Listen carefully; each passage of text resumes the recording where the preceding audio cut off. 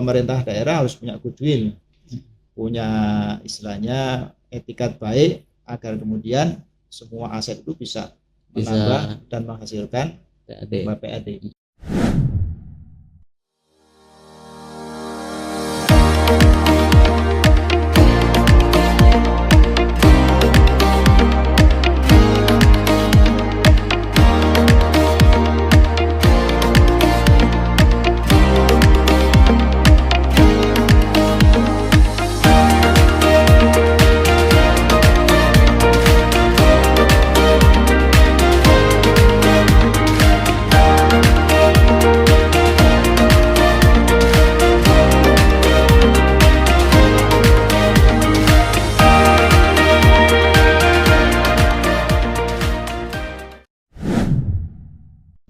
Assalamualaikum warahmatullahi wabarakatuh. Jumpa lagi dengan saya Rizal Fauzi, sobat Tuntas Podcast. Ini untuk kedua kalinya kita bertemu dengan Ketua Komisi 3 DPRD Kota Cilegon, Pak Abdul Ghaffar. Terima kasih sudah hadir kembali di tengah-tengah kita. Kalau beberapa waktu yang lalu kita bicara soal PAD. Nah, ada hal yang paling menarik sebenarnya selain PAD. Ini juga masih kewenangan dari Komisi 3, yaitu soal pengelolaan aset. Nah, ini soal aset tuh ngeri-ngeri sedap sebenarnya, Pak Haji ya. Iya. Karena beberapa kabupaten kota termasuk provinsi, aset ini kemudian menjadi masalah yang tidak pernah berhenti tiap tahunnya. Selalu menjadi temuan BPK. Ya. Banyak faktor memang, tapi rata-rata sama sepertinya. Nah, apakah memang di Kota Cilegon itu juga seperti itu? Nah, kita akan kupas lebih jauh sebenarnya terkait pengelolaan aset di Pemkot Cilegon dan bagaimana pengawasan Komisi 3 ini. Ya. Ini kan persoalan aset, persoalan yang krusial, Pak ya. Bagaimana kalau semua aset Pemkot Cilegon hilang? Yang disalahkan tidak hanya eksekutif, tapi juga legislatif yang memang memiliki kewenangan sebagai pengawas. Baik, Pak Haji, mungkin yang pertama yang ingin kita tahu itu soal aset di Pemkot Cilegon. Banyak sepertinya aset di Pemkot Cilegon itu. Banyak Cilegon punya aset. Ya. Yang pertama tentu aset yang terkait dengan warisan ya dari pemerintah Pemkab Serang ya. Pemkab Serang kepada Kota Cilegon. Ya. Saya kira ini datanya pasti warisan awal. Kalau nggak modal awal gitu. Dulu berapa miliar itu kan ya. Sekarang sudah menjadi sekian. Katanya kalau kita lihat dari hasil rapat dengan tim pendapatan pemerintah kota itu aset kita mungkin sudah di atas 4 triliun kali ya. Besar nilainya. Oke. Nilainya. Dan tentu pertambahannya signifikan sebenarnya kan dari awal misalnya. Ya, itu otomatis kan. Dari awal kita hanya berapa, sekarang sudah punya. Meskipun itu juga harus nantinya harus divalidasi. Oke. Saya khawatir nanti ada beberapa aset yang karena kita tidak cakap mengelolanya, akhirnya jadi nggak jelas. Jadi hilang. Ya, itu yang harusnya jadi concern bersama. Okay. Salah satunya misalnya contoh kendaraan dinas misalnya. Itu kan kita kemarin masih melihat atau mendengar masih ada rekomendasi atau temuan BPK. Ya, terkait dengan kendaraan dinas. Betul. Misalnya. Statusnya sekarang seperti apa misalnya? Sudah diselesaikan atau belum kan? Biasanya kalau rekomendasi BPK kan dalam rentang waktu 60 hari harus selesai. Nah, aset ini kan harus punya waktu yang lebih panjang kan. Kadang-kadang untuk ngecek fisik aja kan butuh effort lah, butuh waktu yang tidak sebentar. Oke. Menurut saya ini harus jadi concern dari OPD terkait yang punya tanggung jawab terhadap itu. Iya betul. Soal temuan BPK tadi, memang di temuan di 2023 ya ada 40 kendaraan dinas Pemkot Cilegon, milik Pemkot Cilegon yang jadi temuan BPK. Nah, beberapa waktu yang lalu juga dinas terkait juga sudah melakukan cek fisik. Nah, kita juga belum tahu nih Pak Haji sejauh mana tes fisik itu. Ya, kemudian apakah sudah dilaporkan ke Komisi 3 juga gitu atau belum? Kalau yang saya ketahui Hmm. kita justru mendapatkan informasi terkait dengan kendaraan dinas itu ya dari pemberitaan. Ya, memang belum ada laporan resmi dari dinas terkait BPKPAD terutama di bidang aset. Apakah memang kemudian tindak lanjut dari temuan BPK itu sudah selesai apa belum? Ya, kalau saya sih berharap begini ya, kita harus punya kemauan yang sama ya, karena aset ini kan sesungguhnya asetnya bukan hanya pemerintah daerah, tapi masyarakat harusnya begitu. Representasi dari masyarakat yang notabene bisa jadi dari dulu ya, dari pajak-pajak yang kita bayarkan kepada pemerintah kemudian jadi aset gitu kan ya, ada yang dibelikan kendaraan, ada yang dibangunkan gedung, ada yang jadi jalan, kira-kira kan gitu. Itu semua aset daerah. Nah, yang sesungguhnya tidak hanya tentang kendaraan dinas sebetulnya, tapi ada aset-aset yang statusnya sekarang juga masih harus nunggu gitu. Contoh yang di depan mata kita adalah bangunan ex Matahari Lama, betul. Nah itu kan sampai sekarang kita menunggu apakah statusnya sudah benar-benar menjadi miliknya pemerintah daerah atau masih sengketa. Kan itu sudah sangat lama itu nggak digunakan ya, bahkan sudah lebih dari 5 tahun kira-kira nggak dipergunakan. Padahal itu bisa jadi aset produktif sebenarnya. Ya kalau dikerjasamakan dengan pihak ketiga, saya yakin akan mendatangkan PAD. Oke. Tapi kalau Komisi 3 kan juga memiliki tugas pengawasan dan lain-lain. Evaluasi apakah yang mestinya dilakukan oleh BPKAD agar aset-aset ini yang pertama tidak hilang, yang kedua tidak berpindah tangan, yang ketiga aset ini ya harus menghasilkan gitu. Ya, selama ini kan aset malah menghabiskan PAD bukan menghasilkan PAD gitu. Saya sering menyampaikan di beberapa rapat itu, aset Pemda itu harusnya jangan menjadi cost center. Jadi beban, jangan jadi cost center berarti kan dia ngeluarin. Ya. Tapi harus jadi profit center. Oke. Ya, misalnya contoh misalnya ex Matahari Lama. Kalau sekarang itu berarti kan misalnya listriknya kalau masih ada berarti harus bayar. Kalau ada renovasi berarti kan masih tapi sementara nggak menghasilkan. Berarti kan itu beban. Jadi malah jadi beban ya. Ya, harusnya jadi profit center yang menghasilkan keuntungan kira-kira gitu ya, menghasilkan sesuatu yang bisa menambah PAD. Atau ya kalau informasi yang misalnya lahan tanah yang sudah menjadi yang bisa jadi ada sebagian yang lokasinya di luar Cilegon. Kan ada itu ya warisan dari Kabupaten Serang itu kan.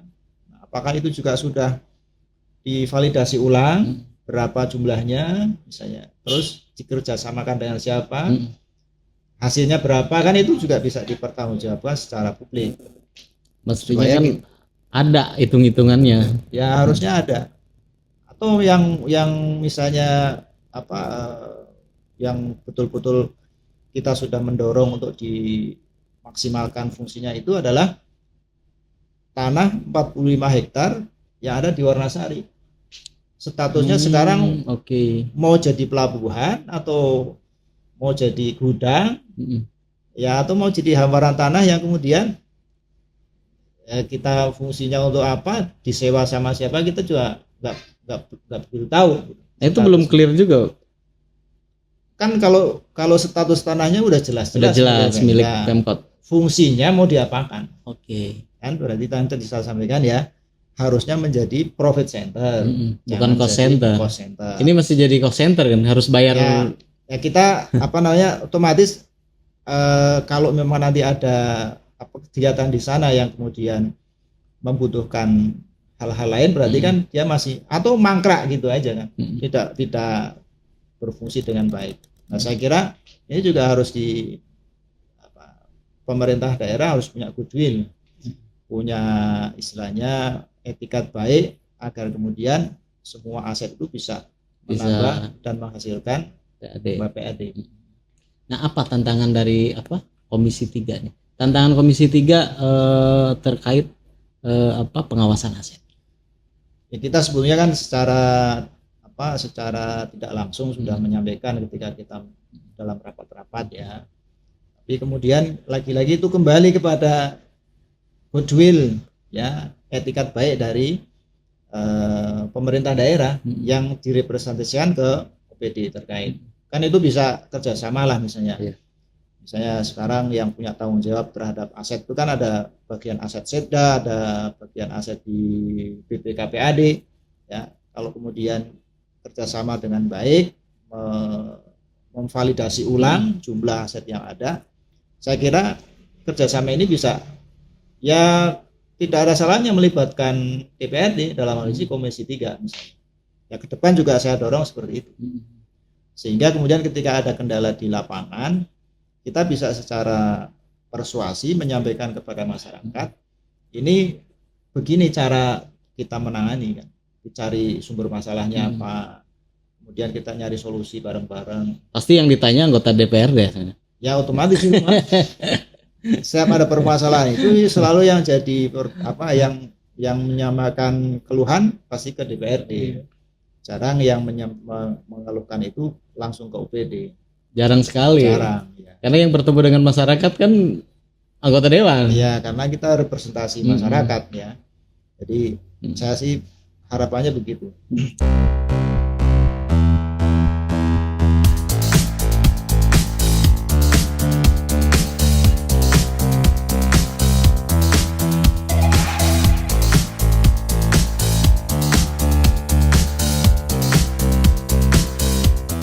Kota Cilegon. Kota Cilegon merupakan sebuah kota di Provinsi Banten, Indonesia. Kota Cilegon berada di ujung barat laut Pulau Jawa, di tepi Selat Sunda. Kota Cilegon dikenal sebagai kota industri. Kota Cilegon terdiri atas 8 kecamatan yang dibagi lagi atas sejumlah kelurahan. Dan 8 kecamatan tersebut meliputi Kecamatan Pulau Merak, Kecamatan Grogol, Kecamatan Purwakarta, Kecamatan Citangkil, Kecamatan Cibeber, Kecamatan Cilegon, Kecamatan Jombang, Kecamatan Ciwandan. Mengingat kota ini merupakan penghasil baja terbesar di Asia Tenggara, ada yang menyebut Kota Cilegon itu sebagai kota baja karena salah satu perusahaan baja terbesar di dunia berdiri di kota Cilegon. Sebagaimana yang kita ketahui, yaitu PT Krakatau Steel. Selain kota baja, ada juga yang menyebut kota Cilegon sebagai kota industri karena banyak terdapat industri baik chemical maupun manufaktur di kota Cilegon. Namun, ada juga yang menyebut kota Cilegon itu sebagai kota lurus karena jalan raya yang cenderung lurus dari ujung ke ujung. Kini, Cilegon menjadi salah satu kota yang sangat diperhitungkan di Indonesia dengan UMK yang cukup besar. Berbagai industri berskala internasional, baik chemical maupun manufaktur, berlomba-lomba menjadikan kota Cilegon sebagai tempat perusahaannya berdiri. Selain itu, berbagai gedung-gedung besar berdiri megah di kota Cilegon. Banyaknya mal atau pusat perbelanjaan yang selalu ramai dikunjungi. Banyaknya perusahaan-perusahaan yang bermunculan, serta masih banyak lagi pembangunan infrastruktur Cilegon yang sangat pesat perkembangannya. Di bidang wisata pun, Cilegon cukup berkembang pesat. Berbagai wisata bermunculan di setiap sudut kota Cilegon. Jadi, bagi kalian, sangat-sangat disarankan berkunjung ke kota Cilegon. Terima kasih.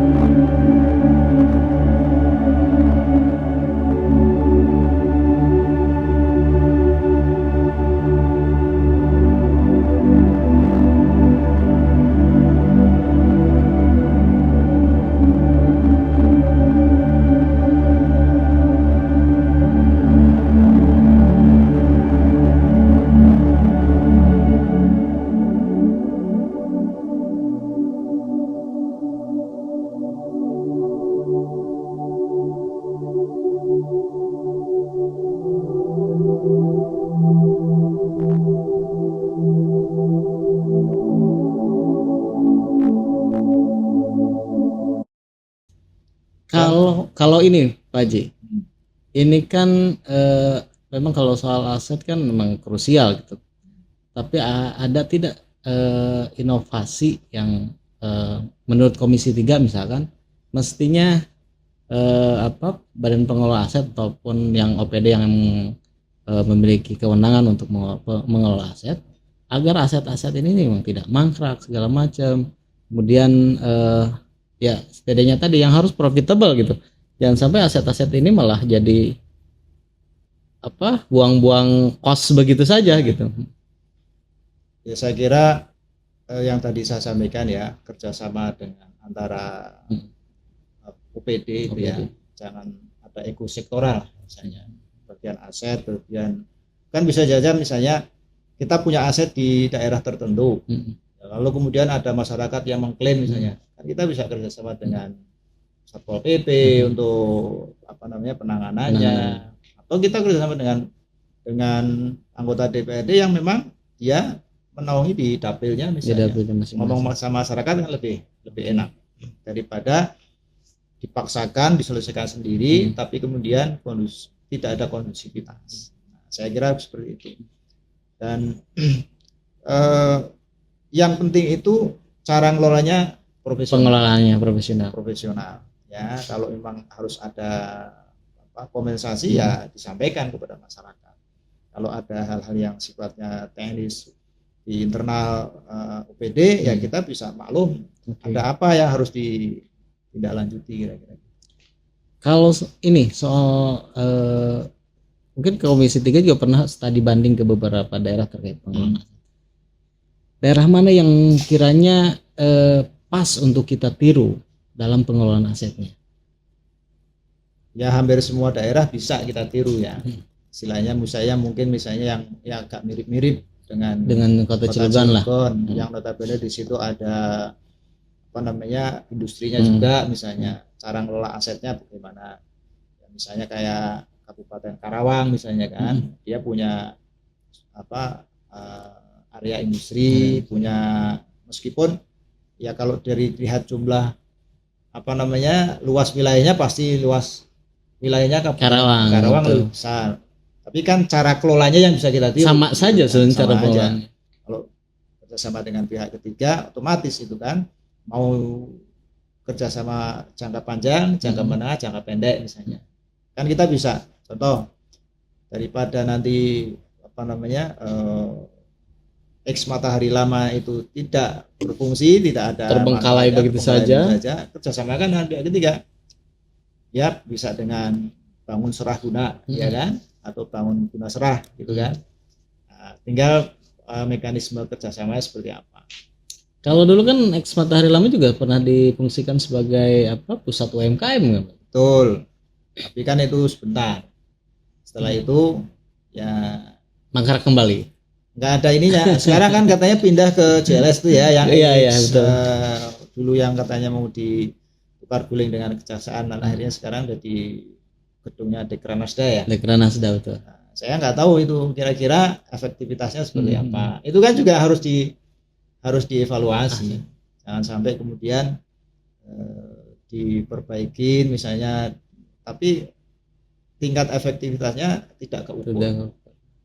Nah, satu lagi mungkin Pak Haji soal Randis, balik lagi ke Randis. Kalau Randis kan di seluruh OPD juga ada. Kemudian yang tidak jalan juga ada, yang mangkrak bertahun-tahun juga ada. Nggak hanya Randis tapi aset kendaraan apalagi kendaraan proyek misalnya PU, truk dan lain-lain juga beberapa kan mangkrak begitu saja. Apa sih mestinya yang dilakukan oleh OPD terkait itu seperti apa? Kalau misalkan ini ya sudah jual saja, lelang saja gitu maksudnya. Ya saya sih sepakat ya, harus ada ketegasan kebijakan. Iya, betul. Maksudnya adalah ketika memang itu mau dihapus dari daftar aset, ya dilakukan prosedurnya. Ya, misalnya harus mengajukan kemana, kemudian karena kalau ini asetnya di atas sekian miliar harus persetujuan DPRD misalnya. Itu kan prosedur.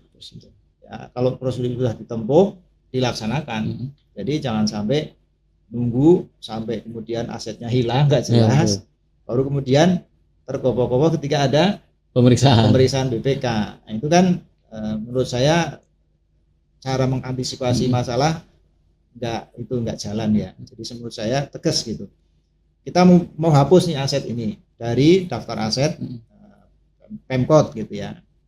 Lakukan prosedurnya, ketika memang sudah selesai ya lelang. Kan itu kan toh mendatangkan PAD gitu ya. Minimal ya sedikit banyak, kalau tadi kan katanya ada 40 misalnya. Kalau masing-masing bisa dihargai 10 juta, 400 juta. Ya. Betul. Ini menariknya seperti ini Pak Ji. Ini di beberapa OPD kan kadang randis atau kendaraan apapun juga sudah tidak berfungsi.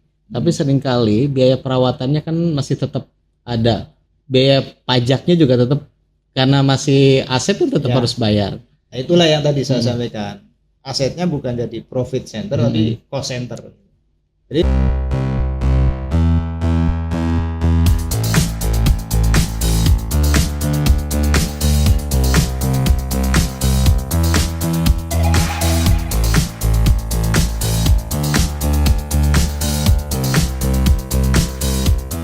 Kota Cilegon.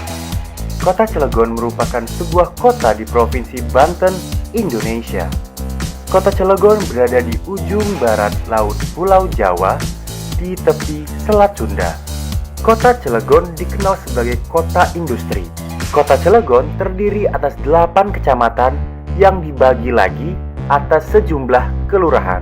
Dan 8 kecamatan tersebut meliputi Kecamatan Pulau Merak, Kecamatan Grogol, Kecamatan Purwakarta, Kecamatan Citangkil, Kecamatan Cibeber, Kecamatan Cilegon, Kecamatan Jombang, Kecamatan Ciwandan. Mengingat kota ini merupakan penghasil baja terbesar di Asia Tenggara, ada yang menyebut kota Cilegon itu sebagai kota baja karena salah satu perusahaan baja terbesar di dunia berdiri di kota Cilegon. Sebagaimana yang kita ketahui, yaitu PT Krakatau Steel. Selain kota baja, ada juga yang menyebut kota Cilegon sebagai kota industri karena banyak terdapat industri baik chemical maupun manufaktur di kota Cilegon. Namun, ada juga yang menyebut kota Cilegon itu sebagai kota lurus karena jalan raya yang cenderung lurus dari ujung ke ujung.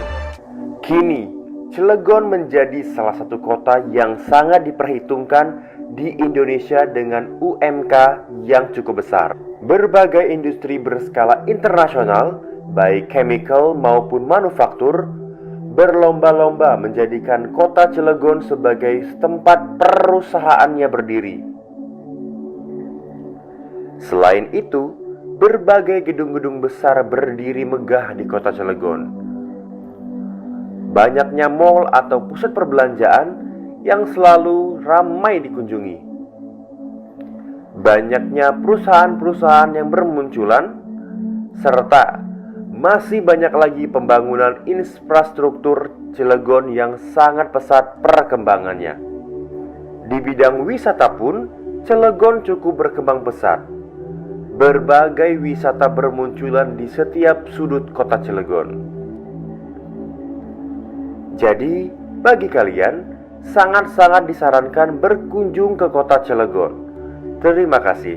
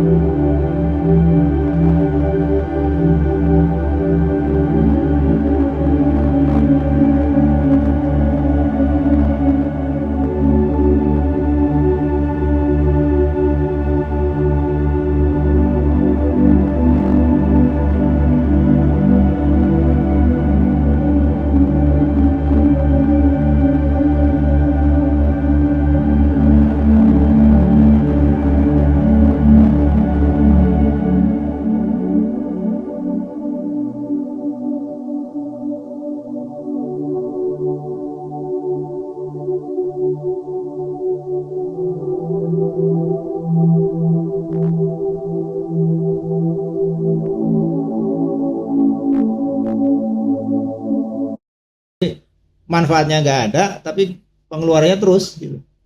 Nah ini kan menurut Jadi saya masalah. kalau Ya. hitung-hitungan orang usaha ya rugi, Rugi. ngeluarin biaya tapi nggak ada pemasukan ya rugi kan. Rugi. Nanti ya lama-lama habis asetnya. Nah, ini soal, karena soal PAD, soal aset kan erat kaitannya. Ini soal apa ya? Kalau dalam usaha itu soal uang masuk dan uang keluar kan. Betul. Nah, yang jadi persoalan kan pertama ini ada yang saya tangkap dari Pak Haji itu dua ketegasan tadi. Tegas bagaimana mendapatkan uang, Ya. dan juga tegas bagaimana menghabiskan uang Uang. dalam artian ya kalau tidak berfungsi malah buang-buang uang, ngapain ada gitu kan, begitu. Jadi prinsipnya adalah gini kan. Kalau kita melakukan semua aktivitas dengan profesional, insya Allah itu pertanggungjawabannya enak. Oke. Profesional itu apa? Yang kalau saya memberikan istilahnya cuman 2 kriteria saja. Profesional itu yang pertama ada keterbukaan, transparansi. Yang kedua itu pertanggungjawaban publik. Selesai itu. Contoh misalnya kita menerima pajak dari masyarakat, gitu ya. Kemudian kita sampaikan kita dapat pajak dari masyarakat sekian jumlahnya. Nanti akan kita pakai untuk kegiatan ABCD misalnya, gitu ya. Nah, jadi nanti masyarakat bisa mengetahui, oh dari pajak yang terkumpul itu akan dipakai untuk kegiatan ABCD. Nanti kita bisa mengetahui bersama, kira-kira gitu. Nah, kalau sudah seperti itu, enak kita pertanggungjawabannya. Kalau tidak ada transparansi, tidak ada pertanggungjawaban publik, keterbukaan dalam usaha publik, ya masyarakat pasti masih menilainya ternyata begitu ya. Gitu. Nanti yang ditanya anggota dewan lagi. Lagi seperti ini. Ya itu kira-kira ya. Jadi harapan.